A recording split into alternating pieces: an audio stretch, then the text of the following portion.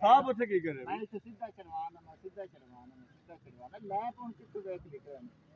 ओ भाई ये रैंप तो रहनु तिने तारे खा देगा हां जी इन्हें पता लग जासे के तो रैंप बुराई कदे भी ना ले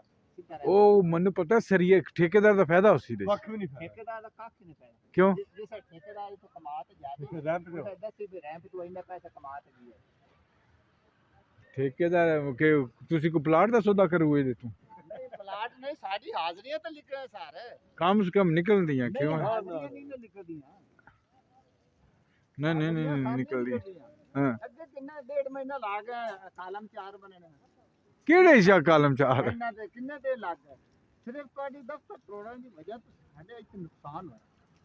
ਸਾਰੇ ਬੰਦੇ ਉੱਧਰ ਚਲੇ ਜਾਂਦੇ ਚੌਕੇ ਲਵਾ ਅੱਜ ਲਵਾ ਦਿੰਦੇ ਕੱਲ ਲਵਾ ਦਿੰਦੇ ਹੁਣ ਭਾਈ ਇਹਦਾ ਕਿਹੜਾ ਨੁਕਸਾਨ ਤੁਸੀਂ ਦੱਸੋ ਜੀ ਇਹਦਾ ਬੜਾ ਨੁਕਸਾਨ ਹੈ ਇਹ ਛੱਤ